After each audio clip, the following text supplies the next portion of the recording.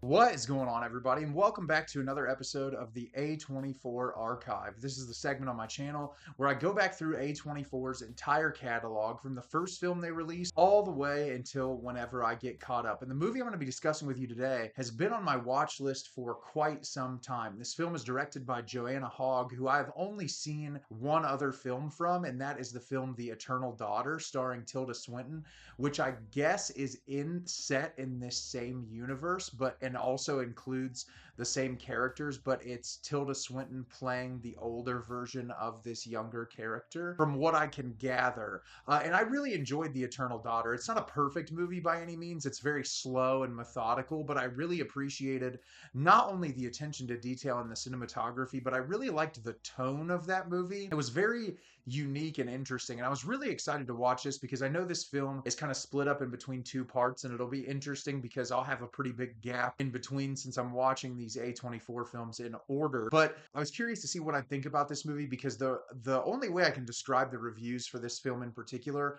are polarizing. It seems like people either really love this movie or they absolutely despise it. It doesn't seem like there's a ton of like middle ground when it comes to this film. And so I'm excited to discuss it with you today. And the film I'm going to be talking about with you is The Souvenir. The Souvenir is directed by Joanna Hogg. A shy but ambitious film student falls into an intense, emotionally fraught relationship with a charismatic but untrustworthy older man.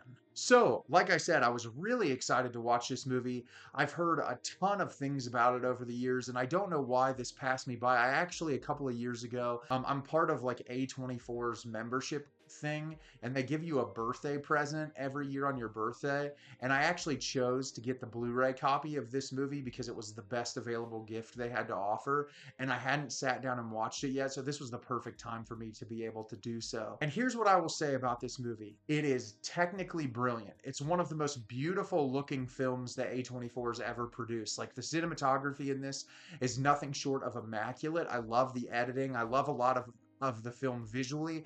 And I also love a lot of the conversations in the film surrounding authenticity in art. I think there's a lot of really interesting, thoughtful conversations, which doesn't surprise me because The Eternal Daughter is full of really incredible dialogue in that movie. So I'm not surprised.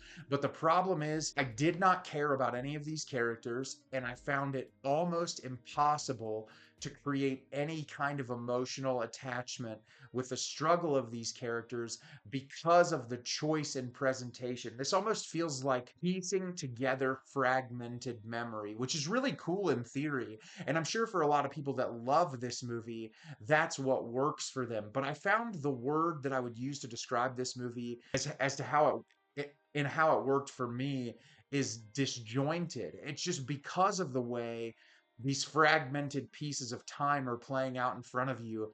Creating any real connection with these characters makes it really impossible for the emotionality of the film to play through in a way that works. But like I said, there's a lot of things to really like about this movie, which kind of left me middle of the road about it. And I'll talk about it as I break the movie down for you today. So in the film, we are introduced to Julie, played by Honor Swinton. And this film takes place, I believe, in the 1980s, somewhere in there. And she is living at an apartment with a bunch of roommates, and she's currently going to film school. And she has this grand dream for herself to create this piece of film, and she discusses it in great detail. It's about the relationship between this young character and his mother and all these different things. And when she brings it up to a lot of people, they're constantly questioning why she is approaching this material when it seems like it doesn't directly correlate with her own life experience. They're constantly kind of pressuring her as to why she chose to tell this story, which leaves her kind of conflicted as a character. And early on in the movie, she's introduced to Anthony, played by Tom Burke, who is an older man that is at a party she's attending. And the two of them strike up this conversation, and they sort of hit it off, and they eventually start dating. And the time lapse in between them meeting and dating, it's very abrupt. It's kind of like you just jump into them in their relationship. And the film follows these two characters' relationship. Anthony is very secretive about his life. He's clearly got something that he's hiding, and Julie doesn't necessarily know what it is. And there's constant tension in their relationship. And oftentimes it seems like it's really difficult to find reason why these two characters are even together in the first place. And the film is watching their relationship over this period in time and how the relationship impacts Julie's life and Julie's dream to create this film that she aspires to make. So like I said, this movie was incredibly conflicting for me because there's a lot of brilliant things about it, but I think overall what made me struggle to love this movie is the inability for me to connect with any of these characters in a meaningful way. But I will start with the positives. The cinematography in this and the editing is absolutely incredible. Every scene feels so incredibly alive when it comes to the placement of the camera, the color temperature in a particular scene, how certain things are framed, the way editing works. I feel like it does a really great job establishing dynamics between characters and really creating a sense of space that works to keep you invested, because this is a very slow-paced, methodical movie that if you're not a fan of slice of life, you'll probably get really bored because it's just literally a person's life happening in front of you. Oftentimes there is no setup. You're just completely and totally jumped into a situation. And I think what worked for me in particular in those situations is the cinematography. It's absolutely beautiful. You could probably do a 45-minute breakdown just scene by scene by scene of how incredible the patience of the cinematographer is and the reasoning for certain shots. And that's what I love about this. So much of it playing into that idea of fragmented memory. I think the cinematographer does a really great job with the utilization of the camera work in order to create that idea that it seems the director is going for when it comes to recalling a period of your life and how you piece those situations together. And that's what I really liked about this movie was the cinematography. The musical choices in this are also incredibly interesting.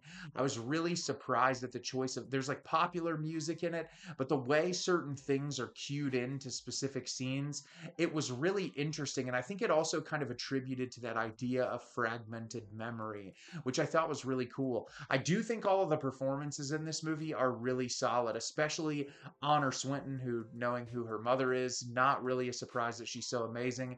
Tilda is in this movie and she does a really nice job for the time that she's in there. I feel like Tom Burke is really the strongest part of this movie. He does a really great job, especially where his character goes in the trajectory of that arc. And there's some really familiar faces. Richard Ayoade shows up in this movie and it was really cool to see him. I love him as a director and I think he's really talented.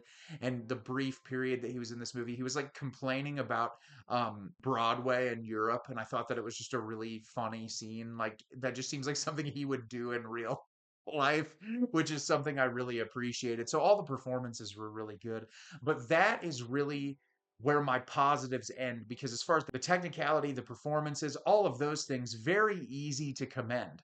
The problem is I could not connect with any of these characters. Julie's character, and I would feel like I would because I went to film school. I went to film school for 4.5 years. I pursued that degree. It's something I'm incredibly passionate about. I do want to make films in my life. And I'm watching this character struggle to, pursue this thing that she loves, and she wants to make this thing and create this thing. But I just found all of the conversations surrounding that to be so hard to attach onto.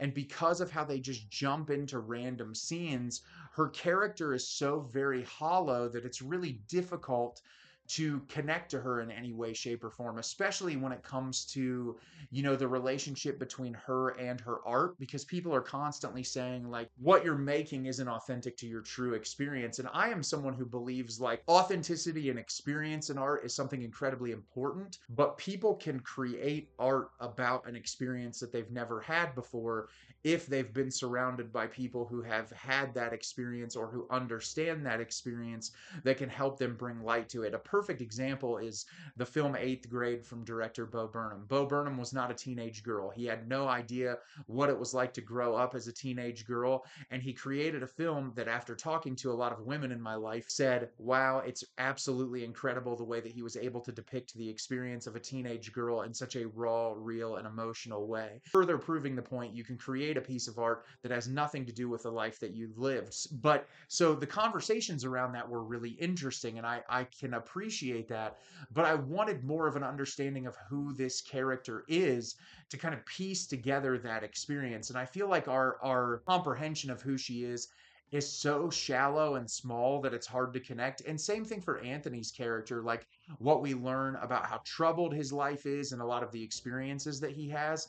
You don't really get a deep look in there. And the director could probably say, like, understanding the people to their core is less fundamental than understanding, like, the experience in this snapshot of time and, like, how this person was impacted just for this period of their life. Which, sure, but I also don't think that that resonates long enough to matter. Like, at the end of this movie, I just ended up feeling empty, and not in a sense of, like, empty as in depressive or sad, more just like, okay, I watched that, but what did I really pull away from it? I don't think any of the themes that Joanna Hogg was trying to convey here really resonate in a long lasting way. And that, maybe that's just me, but I don't know. Like, I sat there appreciating every single bit of technical element that existed in this film, but couldn't find a reason to appreciate it thematically. And as you guys know, if you've been watching me for a while, I watch movies to get something out of them, whether that's just sheer enjoyment or to pull something thought provoking that could guide me along through my life and help me grow as a person.